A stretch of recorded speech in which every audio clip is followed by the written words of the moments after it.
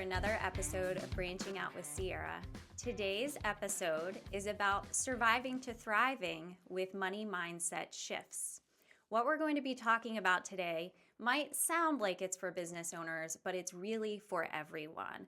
The information that we're sharing today connects back to leadership because you know that I share we have to lead ourselves effectively to lead others effectively. And a big part of that is how we lead our household with our finances, how we run our businesses, what our finances look like there.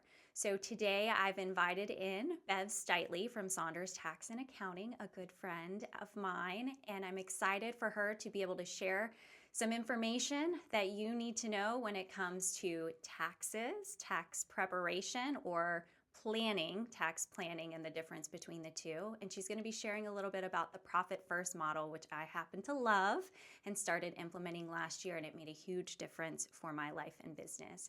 So thanks for tuning in today. Thank you for being here, Bev. Oh, thank you very much. I'm so glad to be here.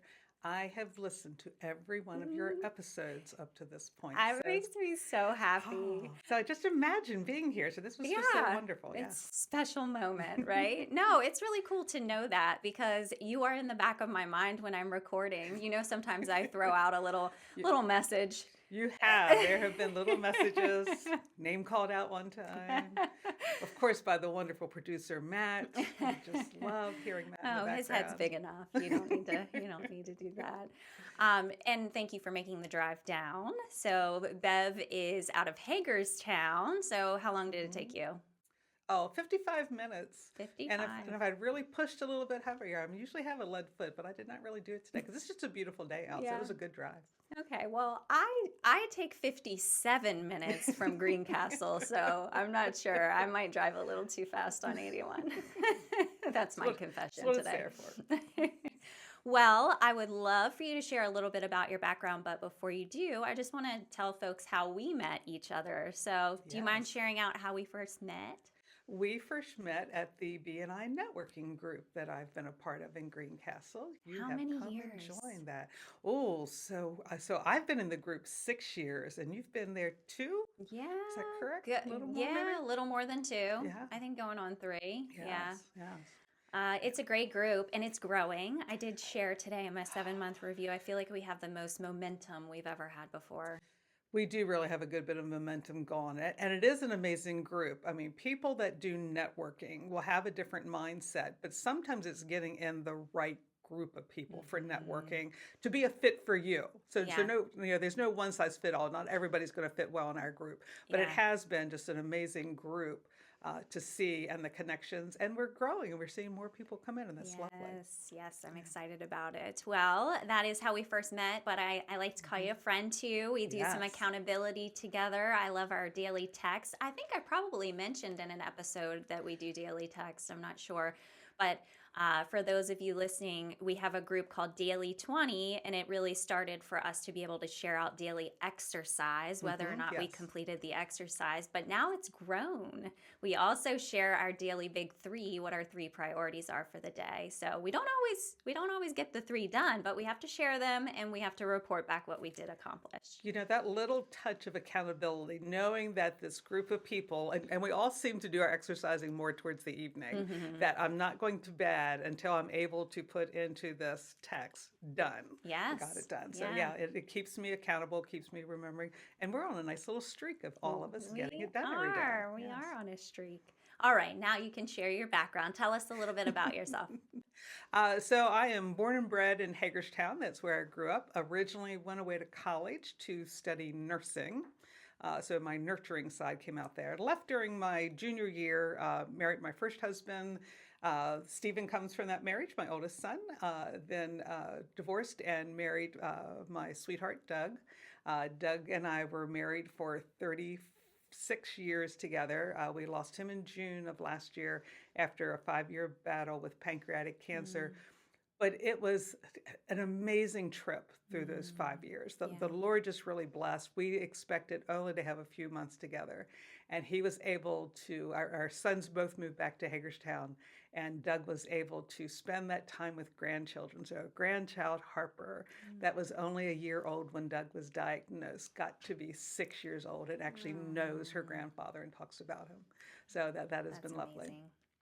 The tax side, the financial side of what I do right now, really just developed because I had two small businesses of my own. So when the boys were young, preschool age, I stayed at home, was a stay-at-home mom. And to add a little bit of resources to the family, I started doing daycare out of my home. And then I sold what was called a party plan business. We don't really have these much around anymore, but those of you that are a little older will remember Tupperware parties and that type of thing. I remember that. Not that I experienced it, but my grandma talked about Yes, it. yeah, she did. You got together, and mine was with Christmas items. It was called Christmas Around the World. So, but those were both small businesses, yeah. Schedule C businesses. So we were getting our tax return done by the local H&R Block office, and I thought, I was always good with math. I can figure out how to do this and save the family some money, do the taxes ourselves. So I went and took my first tax class at Jackson Hewitt, finished the course, and at the end of the course, the owner of the business said, you've learned a new skill. Would you like to put it to use for a few months and earn some extra money? And that was when Brian, the youngest one, had gone into school. So I was home during the day by myself so I could go work. I'd be done April 15th, have the summer off. In the fall, after they've gone back to school, go back and do a refresher class, and then work a tax season again. And the tax bug just bit me.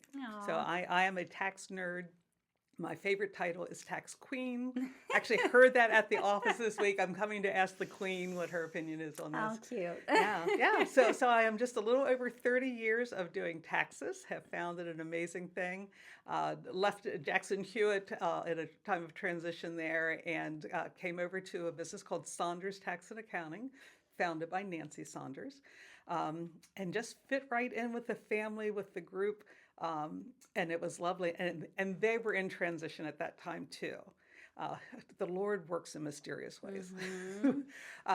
So her and her husband and her son, John, owned the business together. So mom and dad were selling out to their son. And he was a financial planner, so he asked me if I would manage the business for him. Now, at Jackson Hewitt, I managed 65 offices. It was a big franchise. Wow.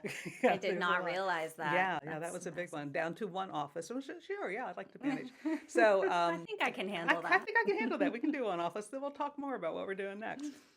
But that was the beginning of the relationship. John and I worked for him as a manager for 3 years, and then I bought half of the business from him. We had a great partnership, partially because John did not have a desk in the office. No. So I had free reign for all the day-to-day stuff at the office. And then about 8 years ago, I bought him out of the other half of the business. So I own Saunders Tax and Accounting 100%.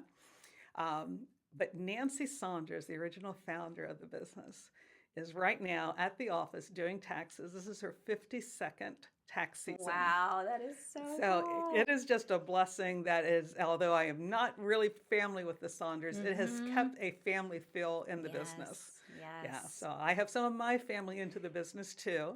And many people know my son, Stephen.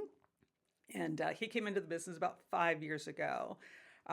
And actually, I am no longer 100% owner of Saunders. I am now 95% owner, and Stephen is 5%. So That's wonderful. Yeah. So just have enjoyed taxes, and once you get the basics down of how the mechanics work, because when you're doing a tax return, you're doing compliance, you're recording history and doing that. So several years ago, it's got to be more than this, and I started working in the tax planning field of what do I need to do now in order to make the taxes better for when I file the taxes? Yes. And so that has been my greatest joy, is when I can sit with someone and look at what their situation is now and make a couple recommendations for them for some changes or some programs to implement in. And I can look at their tax return and say the difference with doing this now is going to save you $5,000, $10,000. I think my largest one is one change that I recommended to a client saved them $50,000 in taxes for 1 year.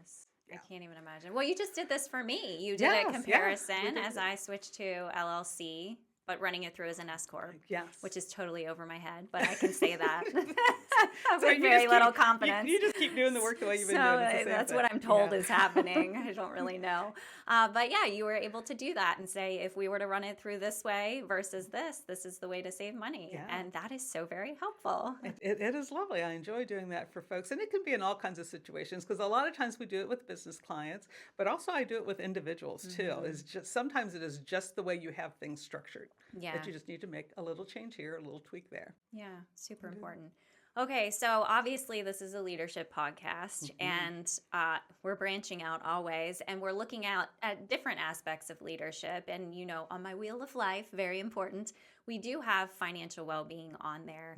How do you feel that finances fit into leadership? What does that look like? We typically think of business leadership. What's financial leadership mean?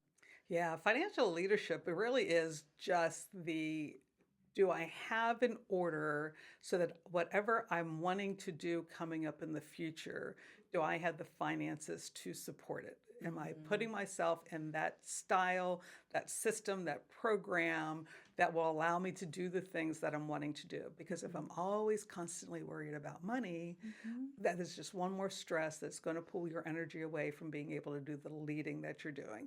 And that can be with your family and what kind of family vacations we can take and what kind of education thing we can do.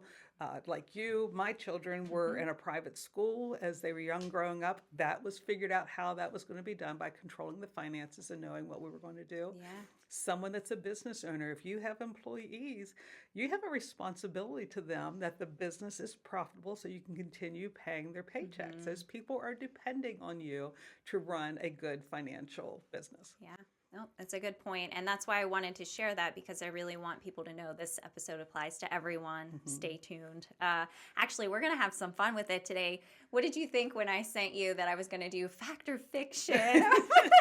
Like such a nerd. I loved it. We need a flashcard. I know. So we're going to play a quick game before we dig any deeper. And we're going to do fact or fiction, surprising tax deductions. And this should show that I do listen when you speak, because a couple of these, I was like, I think I heard her say something about this.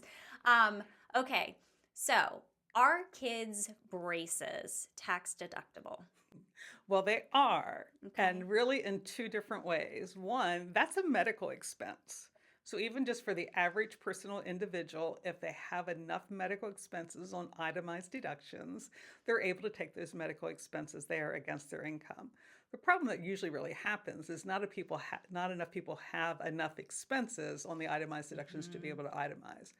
But for a business owner, they can be setting up in their business a medical expense reimbursement plan that your medical expenses can be submitted to the business by any employee in the business. But if you're a small business, you're the only employee in your business, and have those expenses paid for those medical expenses, dental, optical, all the straight medical things. It is amazing the number of things that could be taken under that.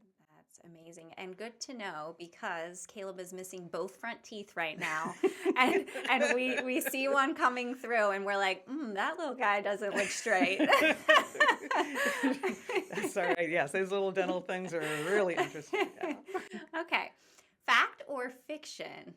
Clarinet lessons are tax deductible. I'm anxious to hear what you say about this one, because I threw this one in randomly. I do like that one because I've never mentioned that one, which is surprising because I did play clarinet when I was in elementary and high school. So clarinet deductions is going to be tight for that to be able to be deductible, because I can almost see a clarinet being to correct a dental issue, so that could be a medical expense. But maybe they just like playing the clarinet and they want to get into local groups that would do some traveling at all. Again, if you are a business owner, you could hire your child in your business and you pay them a paycheck that they put into their own bank account. And they can spend that on whatever they want to do. So whether it is clarinet lessons or it's horseback riding lessons or it's the travel soccer team, they're going to pay that out of their bank account. But the payment that you gave them that went into that bank account, your child's wages, they're not going to make enough to have to pay taxes in the year. So it's not taxable to them, and it's a deduction for you and your business. That's amazing. I love This that is as why well. I love you so much because it blows my mind. I don't know how you retain all of this, truthfully. It's amazing. But yeah, I looked that one up online and I was like, oh, okay, an orthodontist successfully, prescribed, we'll call it Hmm. prescribed, clarinet lessons to correct an overbite. And it was covered by, I was Is a like, medical expense, yeah. that's crazy. All right, what about fact or fiction? A swimming pool can be tax deductible. Oh, I love this one. Yes, it can. Swimming pool, again, if you have a physical condition that the doctor would prescribe that, I actually see more often than swimming pool, I see the hot tub, which is really kind Really? of my favorite. But that would be a medical expense, including the care and maintenance of it. Now, let me turn it around to the business owner. You ready for this Hmm. one? So, if the business owner has the business from their home Okay. and they put the swimming pool at their home and they allow their employees to use that unlimitedly, that is a on-site staff health facility and What? it's also deductible for the business. Wow. So it's pretty much like this is what I'm hearing, and you're going to get a lot of calls now. Yes, I will. Every time I go to make a purchase, I need to be asking Yes, with yes. these major things. Like, Yes. How can we do this? What needs to yeah. be in place? And many times I said it's not when you get your taxes done, Hmm. because it is kind of too late because you don't have it set up, you don't have the prescription from the doctor, et cetera, and everything. Yeah, but if you do a little planning, Yes. Well, yeah. that's a perfect segue because I really do want you to distinguish between the two because I do feel like tax preparation is very reactive. It's what has already happened, right? Hmm. But your approach is very different. So, one more time, can you explain the difference between someone who just goes to a tax preparer, at the end of the year and they handle filing for them versus if someone's working with a tax or a Tax tax planner. planner? Tax Yes. preparer, Yeah. tax planner. Yeah. Yes. So that's just it. It is a difference of what am I doing. So when I am doing your 2024 tax return, we're in that tax season right now, I am recording history. This is what you did last year, things you did before December 31st. I can't change any of that. Mm-hmm. So I'm recording history. We sometimes tease about us putting little numbers in little boxes. There's no It's so planning. much more than that. It truly is. But yeah, there's not a lot I can change. I can suggest that you put money away into an IRA account. I can suggest if you're a business owner that we do something a little different on your depreciation maybe. I can make some small changes in that, but I can't make any big changes to that. That's Right. too late at that point. Where tax planning is looking 3 to 5 years ahead. What do you expect to see coming up? What are the current laws right now? What can we be doing? What strategies can we use so that for the next 3 to 5 years, you have set yourself up for the most advantageous tax return that you can? Yeah, Yeah. makes a lot of sense. Why wouldn't you do that? Yeah. Right? And I have to tell you, one of the biggest complaints I have is someone switching over to me from their current person that they are using is they're saying they never gave me any ideas. They never gave me any suggestions, which Hmm. if all they're looking back at history, Hmm. there isn't anything there because they can't change it. But when you change your perspective that I need to be looking forward with every client. Yeah. So that is what we try to do at Saunders is for every tax return, not just the ones I do and that I work with, but we do about 1,800 tax returns a year, and Blows trying my to mind. no, but trying to give each of those people an idea of what may be coming up. Do they have kids in high school? Let's talk about college coming up and what Hmm. tax credits there are for you on your tax return for paying for the education. So things like that of seeing what's coming up in the next 3 to 5 years and how can you take advantage of that. Yeah, makes a lot of sense. I don't know how you keep track of all the new information, Like I feel like That's that has to at the beginning of every tax season. Like how that's often is it changing? yeah. So that's the tax junkie in me. Yeah. It changes constantly. Okay. So we are sitting here right now in 25, and right now our federal rules are from the Tax Cut and Jobs Act of 2017. So we had a big change a few years ago.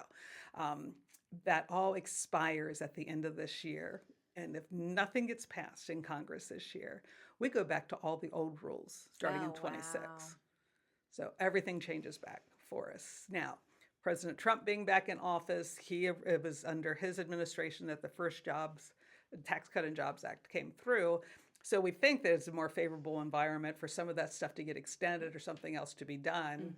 We don't know because it's never just one person making a decision. You have to get it through Congress. It has to pass. So we were expecting to see a lot of battles there this year. We've been seeing a lot of battles in Maryland in the legislature during this session right now because they'll end here at about the beginning of April. But they've been trying to put through a business-to-business sales tax. So your my business, if I'm doing bookkeeping for you, I would have to start charging sales tax to you on my bookkeeping services or payroll services for business to business transactions. Wow. Fortunately, there were enough people, that 100 people showed up in Annapolis to protest this, Oh, wow. to give testimony before the committees. And that thing died last week. Oh, Yeah, so good. one more year down. Whew, dodge that. Yeah, so watching what Okay. happens on your state levels too, because they can make a lot of changes, especially when a state's saying, we have a deficit right now, we need to get some more money. Yeah. All right. All right, I want the juicy stuff. So, what would you say are the most commonly overlooked tax deductions for either businesses or individuals? Is there anything that stands out that people are missing a lot? I think for right now on tax returns that we have now, it has to do with energy. And when I say an energy credit, a lot of people are going to think of buying an electric vehicle because that was the big talking thing that this had come in 2 years ago. But just think about all the home improvements that you do. If you put in insulation, you have increased the energy efficiency of your home. The cost of that installation is eligible for a credit for the energy credit. Wow. So just a simple thing like that.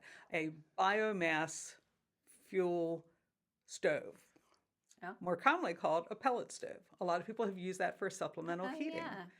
There's an energy credit for a pellet stove and for the pellets that you use in this stove. Grandma missed out on that one. Just some of the things you do in your everyday life, understanding where you can get the credit for that. You sometimes need to look at your state benefits too. For example, in the state of Maryland, there is a deduction on the Maryland return if you're putting money away to save for buying your first home. Okay. Up to $5,000 every year for 10 years. You don't have to be buying the home soon, but you get a deduction on your Maryland return for just putting that money away into an account that's not getting touched, that it will then be used to buy your first home. And it's not waiting till you buy your first home. It's the year as you put the money away for it that there's a deduction up to $5,000 on the return. Wow. So sometimes it's just knowing somebody's life situation, what they have happening right now, what their plans are for the future, that then you can start making suggestions. Because there's so many different things that are out there that I need to kind of know what this person's life is like, what they have going on with their children. Is it time for college coming up? What are we thinking about how we're going to do college? Here's what you're going to need to qualify for the full education credits. So yeah. Okay, yeah, and by the way, I was pretty proud of myself when you said the energy one. I think, and you can tell me if I'm wrong, installing different light bulbs. I swear I heard that before. Is that true? Well, Like not on the federal level, but you can No? get some rebates at the state level for those. Okay, Yes. for state. Yeah. Okay. Yeah, I knew I saw it was, somewhere. Yes, it was out there somewhere. Yes, that Okay. are doing those. There's actually even just a home energy efficiency audit. That if by a certified energy auditor, you can have that audit done of your home, and there's a credit on your federal return for having that audit done. There you go. Learning something new every day. All right, switching over to business here for a second. So the first few years of my business, the way that I was running it and thinking about my money was basically, revenue minus my expenses equaled my profit. Good accounting formula. Right? Yes. Right? Revenue minus expenses equals profit. And there was very little of that profit, by the way. That's what was left over. And even at the end of the year, it might, on my profit and loss sheet, it would say that I had a lot of money, but it wasn't accounted for, right? Where was that? Yeah. Why is that formula problematic? Because it puts the emphasis on the wrong thing. Things that come first is what we focus on. So if we can turn that equation around to revenue minus profit equals expenses, it brings that profit first in our minds. And so that is the whole theory behind the book, Profit First by Mike Michalowicz, and that profit system. I'm a certified Profit First professional. So I've taken the certification about 6 years ago, do my recertification every year with this too. And we are really looking at business owners go into business to give themselves a living because they have something they want to be able to offer to others, but they also need to be able to get the reward of this. When I do a presentation among business owners about this, one of the first questions I will ask is, think of your employees and who is the best employee that you have that cares more about the business, takes care of it, does what needs to get done. And I'll have business owners that will tell me, Susie, Amy, Johnny, etc. And I will look at them and say, you're wrong. You are your own best employee. So why are you getting paid last? Yeah. So that profit needs to come first because you're taking the risk. There's nobody else putting as much blood, sweat, and tears into your business as you are. So there needs to be a reward for that. So thinking of the profit first. And it works. It works. Totally works. Okay, so I have to tell you something pretty funny. I think about you every day at a very odd time, and you're going to understand why. Every single day when I brush my teeth and I'm squeezing the toothpaste onto my toothbrush, I literally think of you. Why might that happen? I love that because that is my example of that tube of toothpaste when you're almost down to that last little bit of it, trying to squeeze it out.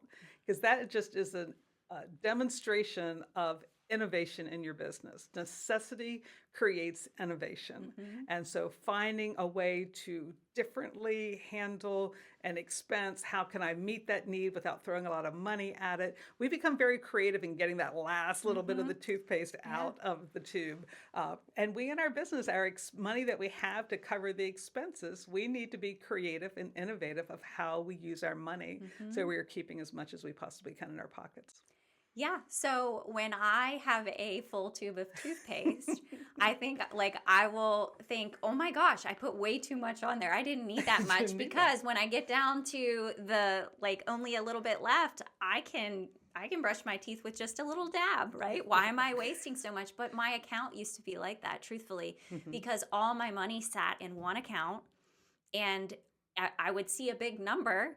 Yes. You know what I mean? Oh, it wouldn't be a big deal if I go ahead and get that subscription or get this or get that. I was making decisions based on that number I saw, that one number, but that wasn't working for me. Wasn't working. We call that bank balance accounting. So a lot of people just look on their cell phones and see the balance that is in their bank account. And they say, oh, that's how much money I have to spend. But really, that money really is already spoken for in other things. And so the profit first system has you actually divide that money out into 5 different accounts so that you are putting out there what's going to be needed for that next thing. And so you look at a smaller pile for what's in your operating expense account. And all right, do I want to make that purchase because this is all the money I have left to do that and I could do it somewhere else? I will tell you another life experience thing that teaches us the same thing is a candy dish. So we have a candy dish at the office. I've always had a candy dish in the office filled with M&Ms. Okay. My staff members can tell what type of M&M is next by the sound of the M&Ms being poured into the glass dish. Because those peanut M&Ms make a different sound than the regular M&Ms. And this M&M bowl sits inside of my office door.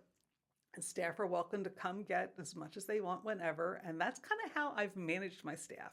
Because how often they need to hit the sugar bowl and how much they take, too, will let me know kind of how their day has gone. But when that bowl is full, people have no problem taking a couple scoops of M&Ms. Yeah. But when that bowl gets to be low, they don't take as much out of it because they don't want to be taking the last of it. So you really change your behavior by looking at that pile. So that pile of M&Ms or that pile of money sitting in the bank account is the same type of thought process. Yeah, it makes so much sense. And I immediately saw a difference.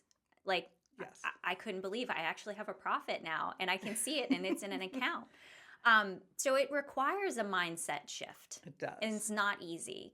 What does that look like? I mean, how difficult is it to get business owners to understand kind of that mindset shift that's necessary? Yeah. So once they really can see where the mindset and that looking at the pile of money, how that can make a difference. What we really try to do is make very small changes.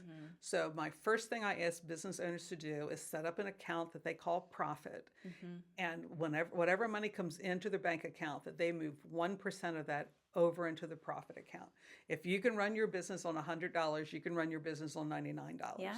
So just put that 1% over. And it really is starting to build a muscle, building a habit of making that one little change that I'm going to pay myself first, just that 1%.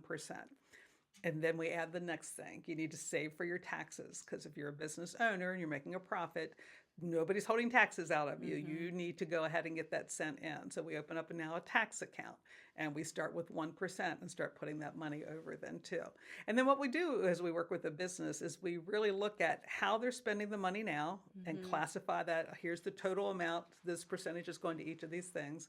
And we start making changes, but small changes. A 1% change. And then those little increments. It is the only program that I've ever worked with that we keep saying, set the bar low. Yeah. Set the bar low. Just one little bit, one little change that you do at a time. Yeah. That makes sense. So how do you think that this could apply to an individual's finances as well? This isn't just for business owners. How can this model work in just everyday life? Definitely. Because truly, I say that profit first because we use 5 different bank accounts. It's really just the envelope system that your grandmother used. Yeah. So it is the same idea. So in our personal finances, putting that 1% away, starting with that, because we want to be saving up for X, or we want to, the first thing you really need to have is an emergency fund. So many families are just that one emergency away from being bankrupt. Yeah. They need to be able to have that. So having yourself a basic emergency fund. So starting off with just putting a small amount away till you can build up that emergency fund. And then after you have the emergency fund established, so that repair on the car doesn't wipe you out, then you can start working on things like the snowball debt elimination of getting rid of your bills, et cetera. So it does the same thing as the envelope system, that you start dividing that paycheck that comes home, however it comes home, into different categories and moving that little percentage of each paycheck over. Yeah. I remember the envelope system. It really is the same thing, but calculating based on a percentage. Now, I'm curious, you gave the 1% as an example to get someone started, but ultimately, how does a business owner decide what percentages to get to once they're fully implementing the system? Yeah. So with the Profit First method, they had surveyed thousands of businesses that were doing well and got to percentages based on total revenue. So if you're under 250,000, there's one set of percentages. If you're a $4 million company, there's a different set of percentages for you. So it is in the book, it's in the process, that we do an analysis of where the money's going right now and what percentages you're actually spending up over into profit or taxes, et cetera, and taking that where you're at now, and here's where we want to be, these percentages. And then we set a plan over so many quarters to get you to that, by each quarter changing it 1 or 2 percentages to get to that final number. So just depending on your business, it might tweak a little bit, but I'm seeing commonly for a business, 5% going to profit, 15% going to taxes, 20% going to owner's compensation, and the remaining amount going to operating expense. I honestly have to reference every single time I go to sort my money. I go back to my percentages because I can't remember what I'm supposed to do. But it makes it easy. It does. And it makes me feel good because I can see it spread out. It makes it even feel like more to me. It does. It does. And I still do this. I've been doing Profit First for 6 years, and I still do it. Every week when I do my transfers, I have an Excel spreadsheet that has my percentages across the top for each category. And I put in what got deposited into the bank account in the first cell, and it tells them exactly how much needs to go into each account. Yeah. And then I just sit there and make my transfers. Yeah. And then I'm done. So typically, banks do this, set up as many accounts as you want at no charge, right?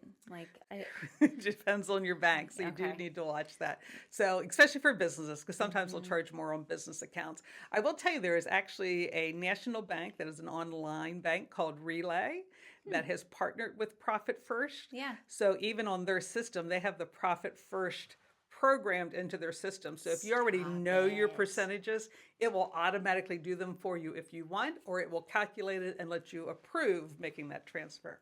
Interesting. All set up, ready to go for you. I can't abandon my bank though. I'm still with my local banks too, and I just use my Excel sheet. Yeah. Okay, but this made me think of something because I almost wonder if this exists.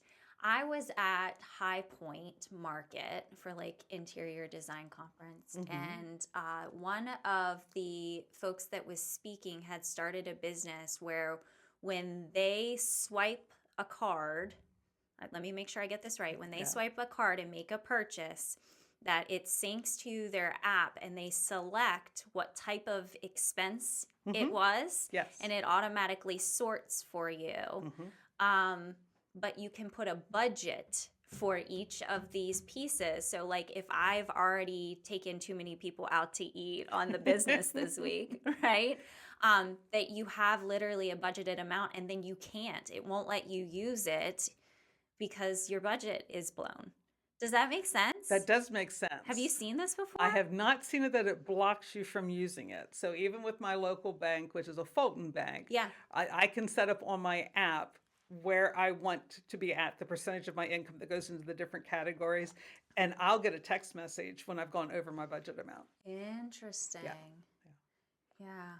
Huh. So is how much you want it to control, but it just I want it to control everything that I do. That's what I want, because I'm trying to not go to Dunkin'. Credit card denied at Dunkin'. Just no block Dunkin' that vendor. for you today. So thinking about this on the personal, and I know we keep switching back and forth, but it's applicable. You know how sometimes you drive past someone's house and you see like all these really expensive vehicles, and then the house is like really not well kept, and you're like, oh, okay, that person might be living outside their means a little bit, right? Yeah. Like lifestyle inflation. Maybe a little leading their life. I can't say it. Leading their life beyond their means. So how can a system like this ensure that someone isn't enjoying life, going on tons of vacations, buying all the things, and then not able to meet their actual needs? Yeah, and we know that sometimes they do that based on credit card debt too. Yeah. So it really is setting up a system for yourself that will put that in front of you. So people that ignore looking at their bank account, ignore looking at the balances on the credit card, I don't know if there's any way you can help them. Yeah. But ones that actually want to have an awareness can do that and see, and then set up a plan, set up a system. And if they want to have certain luxuries, I mean, a certain percentage of your budget is going, this is what I'm using to splurge. And I have already determined, here's my splurge money. And you can make the decision about what your splurge is to you. Yeah. But then everything else is budgeted. It's unique to everybody. Yeah. Well, and I know I've shared on previous episodes how much credit card debt I had, which was insanity. But at some point I had to get away from like avoiding looking at it and decide, okay, flip the switch. Not using one anymore. Like I truly like cut them all up, and now I'm in payoff mode, and had to have that system of, okay, given this revenue, how much can I put towards it each month, and by what date can I have it all paid off? And it really did mean that I had to stop Dunkin', right? Stop things that seem to be little, and you're like, oh, it's just a couple bucks. Yeah, a couple bucks adds up really quickly. So we had talked about this being like the old envelope system, and I'm a big fan of Dave Ramsey and his Financial Peace University, and I have taught this course. I keep teasing about being the coordinator for the course meant you were the one that knew how to push the play button to put his videos on. That's hilarious. But my husband and I would always, as I was doing this program, would go on the envelope system for that amount of time. And when you physically use cash for things that you're paying for instead of having the card, it gives you such a greater awareness of actually spending this money. Yeah. Yeah. That makes a lot of sense. Yeah. Because I know, I look at my grandchildren and I'm going like, Grandma doesn't have that much money. The kids are going like, but Grandma, you have a card. You just go over here to the machine. Yeah, just swipe the card. Just swipe the card. That's all you need to do. Caleb wants to go on an adventure every weekend, and we've kind of got him trained to where he knows, like, okay, it's the weekend, where are we going? But once he's gone to places like Hershey Park, he doesn't understand why we can't go there every weekend. And I'm like, no, we have to have electricity. Yes, they don't see the connection. And truly with our kids, talking about that and them Yes. understanding it. In a lot of ways, my parents growing up, and this was more of the generation thing, I didn't know anything about the Mm. family finances. That was Mm-hmm. not shared with the kids at all. But there needs Yeah. to be some talk about wise uses of your money and that there's Mm-hmm. only so much to go around. And so we have to make choices on that. Yeah. Yeah. Yeah. Yeah, I think it's instill it as early as possible. Hopefully he's listening, but I am giving those lessons. They happen in the Cracker Barrel store side when he looks at the Yes. toys every time, and he won't just like say, "Can I have this?" He'll say, "I think I might like to have it," and I'm like, "Just ask. Are you saying that you want me to? Seriously. I think I might like to have that." And I don't want to break any grandparents' hopes because I am that grandma with an Amazon account and not afraid to use it. Uh, Yeah, so I've this, heard. yeah. There's there are certain things that I keep my grandma privilege for. Yes, these are things that my boys are going like, Mom, you would have never done that for us. Like you're not my grandchild. All right, so we're going to play another little game again. Okay. Okay, so fact or fiction, tax myth edition.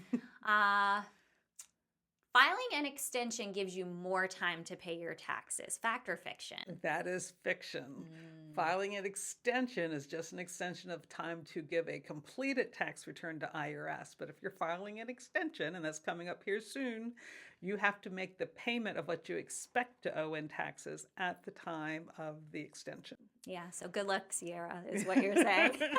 Be ready, write a check. Yep, okay. Small businesses can deduct 100% of their business meals. Oh, that one is a fiction this year. It was actually true a couple years ago. Mm. So, right after COVID, they wanted to increase restaurant meals and help the Mhm. restaurant industry. So, for 2 years, we were able to take 100% of our restaurant meals as our business expenses. But we are back down to what we had been before.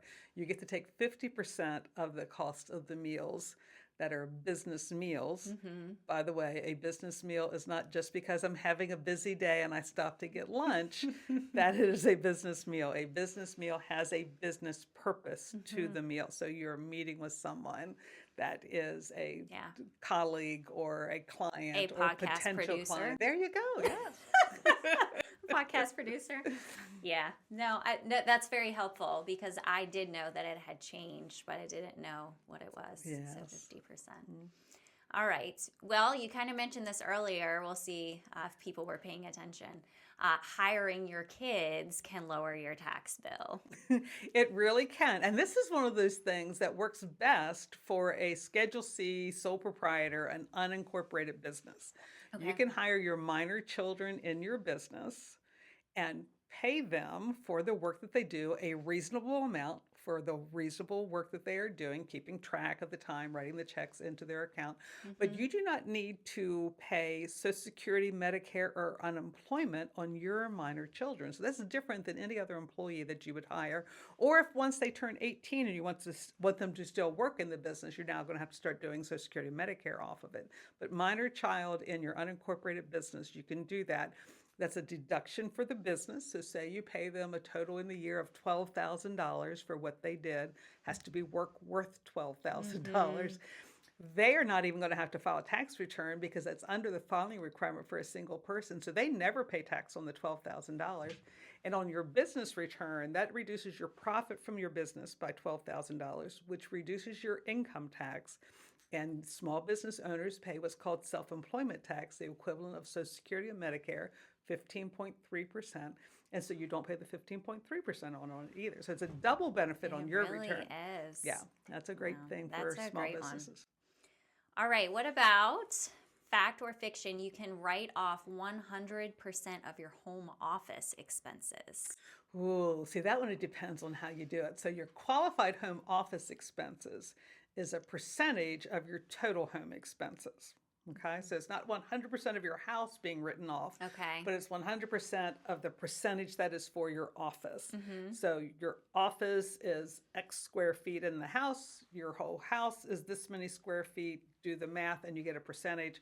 Your office is 12% of the entire house. So 12% of the utilities and the maintenance, the mortgage interest, the real estate taxes, the insurance for your home can be taken as a business expense. Again, that business expense deduction is a double whammy because it's the income tax and the Social Security and Medicare tax that you're getting the benefit for. The better benefit for having an office and home, though, is how many miles you can count as business miles. You're a small business owner, you don't have an office in your home, or you don't have a legit office in your home that you take a deduction for. Going for your home to the first stop of the day, even if it's from Greencastle to Winchester, is not deductible. That's considered commute. But once you have that office in your home, you're traveling from your business location out to your first stop of the day. So then it makes it business miles. Interesting. That's where the better deduction is at, not just the house part. I did not know that. So my situation, that's interesting because my preparer did not ever bring up the home office thing until this year for the first time. And so I feel like I've been missing out on something there. But by the way, it wasn't Bev. It wasn't Bev before. This is technically my office, but I also have a home office. You have a home office. So when I'm driving here, that would have to be my main office, and this would have to be, so it's not commute. You know what I'm saying? Right. So it is not commute. So it is not conducive for you to meet with some clients up at your home, but you can meet with them here at Winchester. So it is like you have two office locations in your case. Okay. Yeah, so that would be it. Now, if your office, like me, is 2 miles away from the real office, and I am just at my home office for my convenience, and I actually have a fully functional, full office that I can go to and do all the work, I don't take a home office deduction for me. Okay. Yeah, in my situation, because it really is just for my own convenience. It's not for the convenience of the employer, and it's not because I can't do my work in my office. Now, I have a lot of clients that they do contract work, and so they're like emergency room doctors or et cetera like that. And doing the charting and everything, there's not a place given to them at the hospital to do that work. So they do it from a home office. Oh, okay. And so that's their business location. Real estate agents, that'll be true for too, because in the real estate office, they don't have their own set desk location. Okay. So they do it in their home office for that. Oh. Yeah. Man, I'm learning so much. So many different things. Are there any other myths that go around related to taxes? Probably the one I was hearing just this morning is that I'm 65, my Social Security is not taxable anymore. I've reached my full retirement age, which for a lot of people is not 65 anymore. That is not true. That's one for years people keep saying to me. And when you hit your full retirement age, they cannot reduce your Social Security benefits because you're still working. If you start drawing Social Security early, like at 62, you can only make so much in a year. And if you make more than that, they'll reduce your Social Security benefits dollar for dollar. But once you hit full retirement age, they don't reduce your Social Security benefits. That's a Social Security rule. They think it's also a tax rule that at that point, Social Security is not taxable anymore. No, Social Security, as the law still stands now, though we may see this change, is taxable no matter what age you are. There is no age to stop filing taxes. I have my 90-year-olds that will say, shouldn't I be able to stop filing taxes now? Aww. And bless their hearts, they have saved well over the years, and their interest and dividends and capital gains and whatever they're drawing in pension is over the filing limit, so they still have to file a tax return. No. Yeah, so... They're making some good money. They did some good choices early in their life. That is good, but I'm just imagining what that might be like for some older folks to have to get their documents together and they're not using technology. Oh, you guys probably have fun with that. Oh, it is interesting to see using technology with clients, and you can't just count on that age. I mean, I have 90-year-olds that are on their iPhones and doing that and doing this, and can I just send that to you in the portal, et cetera. And then I have 50-year-olds that I don't even have an email address. Interesting, yeah. Okay, so you've talked about a lot. We learned about profit first. We heard about some tax deductions. and kind of the application on the individual side too. So if someone wanted to just take one step forward in their financial leadership, like what's your advice to them? What's your tidbit that you want to leave? Well, because this goes along with the challenge that I want to do for people. Okay. Yes. Yeah, you're prepared with a challenge Yes, too. I am. Okay. It is that 1% challenge. Okay. So if you are wanting to be able to do that savings for yourself or see this being rewarding to you, start putting that 1% away into a bank account. And so what I do with my profit account, I put 1% away into that every week. Whatever came into the bank account, I put it away. At the end of the quarter, I take half of the money out of that profit account and I have to spend it on me. Oh. It is just whatever, something fun. Now that may mean something with the grandchildren too, Yeah. but yes, I used half of that money in that profit account at the end of each quarter to do something rewarding. So start rewarding yourself, set 1% aside. And this doesn't matter whether you're a business or your personal funds. Yeah. Just put that 1% aside and reward yourself, have a good life. And it may be you don't have a whole lot and it's just a Dunkin'. Yeah, and that's okay. And that's okay. Yeah, but other because times you we'll wouldn't do have had it bigger things. otherwise if you hadn't set it aside. That's the thing too, is I feel like there's some people that get in the mindset of, oh, but this doesn't apply to me. I can't do that because I'm not making enough money, right? But they're probably not spending based on their actual expenses and really looking at where they could be reducing. Like I talk to people sometimes who have all of these subscriptions, like tons of subscriptions, and they've lost track of them. They're not using any of the services anymore. And so just if they go through and cancel all the things that they're not using immediately, that's money back in their pocket. It is. And that's the first thing we do. Once we start getting your percentages set up is we do an expense analysis. And that first expense analysis pulls those up. Those are the easy things. What am I not using anymore? Maybe at the point I was using it, it was very, very helpful and it was a great thing to do. But I still have it as a subscription and I'm not using it anymore. Yeah. And so that just needs to be canceled. Yeah. Or can I reduce the service, the level of service on that thing that I have? So maybe it's not completely getting rid of it, but not having the full-blown, full service. I only really need this much of the service on it. And I will tell you, so I don't want I don't want the listeners to think that, oh, this is a rich business owner, that she's never had to struggle. I will tell you, when I had left my first husband and it was me and Steven, I can remember standing in front of a soda machine and trying to decide whether I could put that 50 cents into the soda machine or not. Yeah. Because I had a little baby that needed to have surgery and I was making minimum wage and I didn't know how I was going to pay for this surgery. Wow. And so I mean, I have been in the struggle part too. Yeah. So it is not, Yeah. and I mean, that still is a very vivid picture to me I'm sure. of being in front of that soda machine and making that decision about 50 cents. So But I do understand what the struggle is. It shows what you can do, though, Yes. like with the right mindset around it. Yes, truly. That's amazing, and it's a great challenge. I like your challenge. Thank you. And I know I say this in every episode, but I wish people would reach out and let us know that they're doing the thing we're telling them to do. That would be wonderful. See, you do. You'll message me and be like, "I just listened to the episode," and you'll say something, which makes me so happy. By the way, I know there's such great things in your episodes, Yeah. and each speaker it just brings something different. Oh, it's amazing. That's good stuff. Okay, so where can people find you? Well, before we do that, Yeah. you didn't ask me my first leadership. Oh my gosh. you So, imagine? okay. So this is hilarious. About 45 seconds ago, in my head, I went, I think in the last few episodes, I haven't asked people when they first felt like a leader. And then I was like, well, maybe people don't want to hear that. And I convinced myself that people don't want to hear it, but you want to say it. I want to say it. Yes, Should episode. I bring it back? You do need to bring it back. Oh, I listen for that in every episode. And yes, Aw. it hasn't been in the last few because it is interesting to see.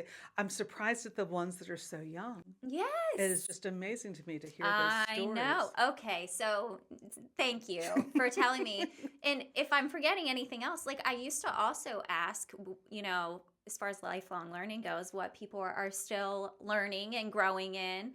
I stopped asking that. I've just gotten out of that habit. Yeah, So those are maybe great I should bring things. those back. Yeah. Okay, so Bev, when did you first feel as if you were a leader? So I don't have one of those young stories that Okay. a lot of your presenters have had. Mine is college. Okay. So I went to Pensacola Christian College for my nursing degree. And in my second year, I got a job called being a floor leader, Okay. which meant on this floor of female students, there were two floor leaders, and there was probably about 20 rooms with 3 or 4 in. And there was a leader on each end that was responsible just to help them with navigating anything that Okay. needed to happen.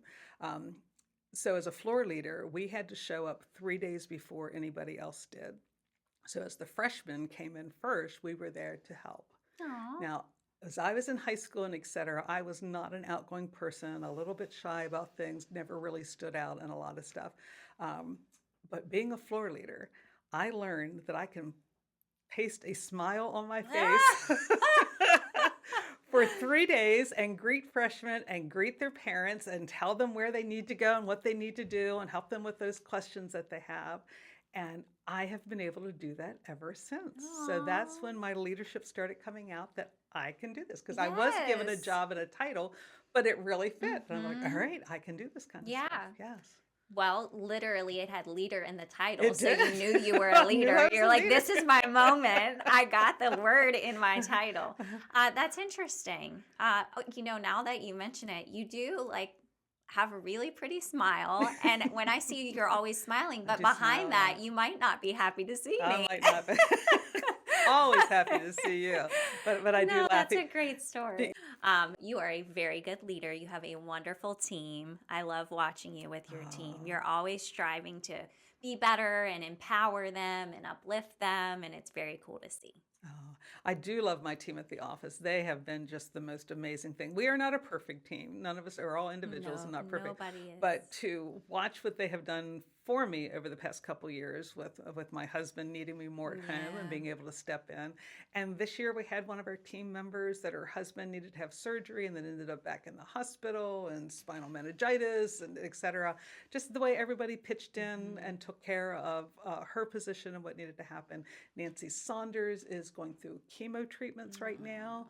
So we are keeping her protected in her office and not letting anybody Yeah, you come have in and like say- streamers or we something, do. don't We you, have, on her yes. We door? wanted to make it fun, so we put purple fringes down the front of her office, so nobody can go in unintentionally. You know you're going in there. Yeah. Yeah. So just taking care of people. And It's as a really matter of fact, family. her son was there today, and he just thanked me for the way we're taking care of his mom. Oh, Yeah. that has to feel good. That does. It does. Oh, okay. Well, since my guest called me out, I'll go ahead and ask the other thing that I've been forgetting. So you know that I'm obsessed with lifelong learning and growth. Are you learning anything new right now? Are you doing anything a little different, branching out?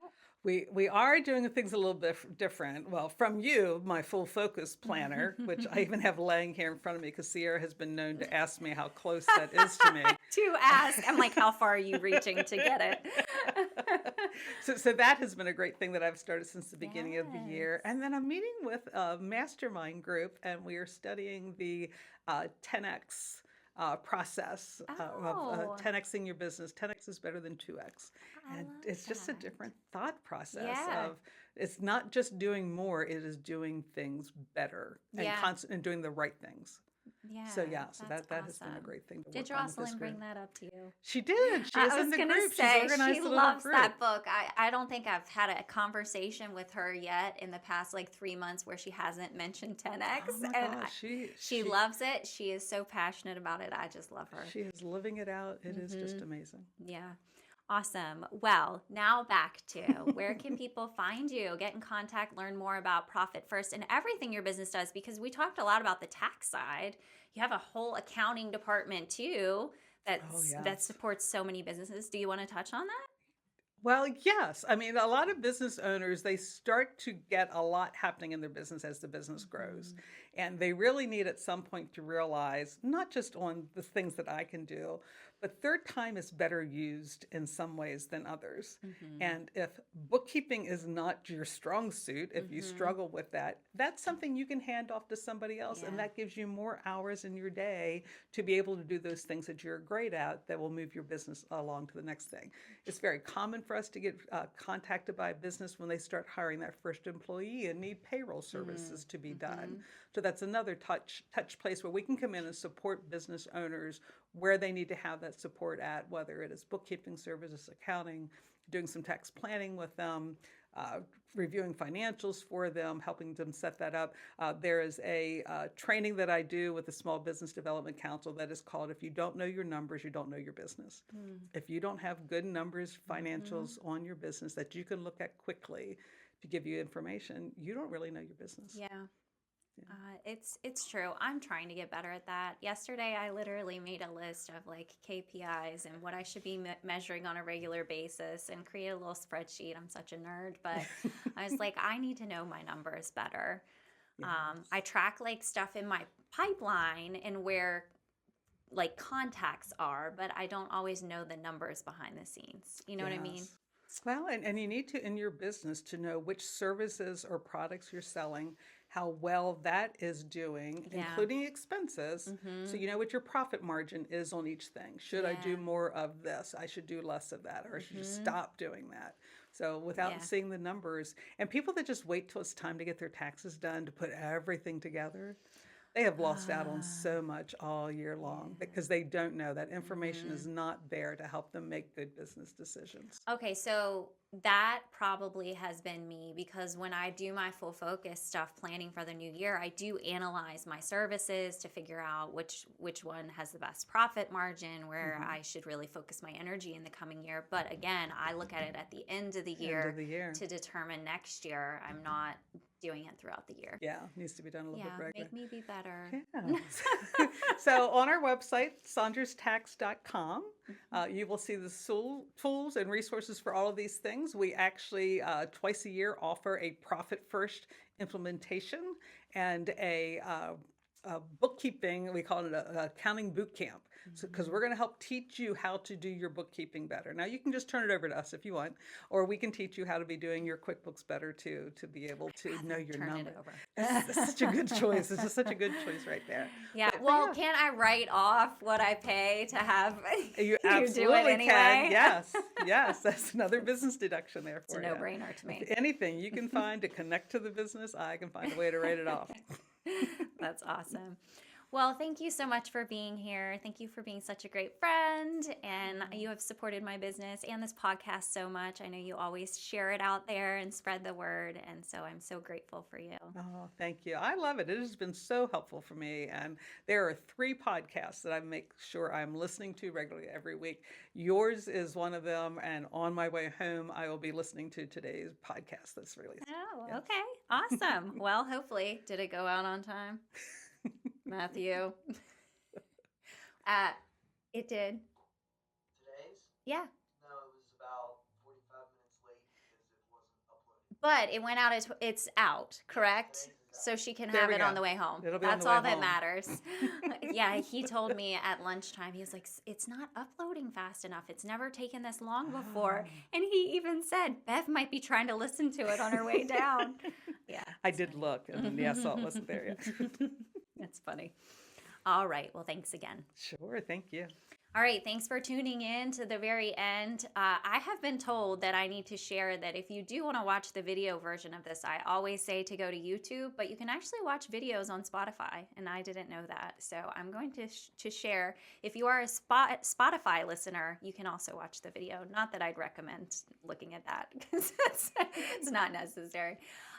Thanks for sticking with us. I hope you found value in this financial leadership aspect. Very important. It really can impact your personal and professional life. Bev is an amazing resource. I highly recommend that folks reach out to her and take advantage of those resources that she's talking about. I know there's a lot of great information on her website. I even checked out her blog this week and did some reading there. So thank you.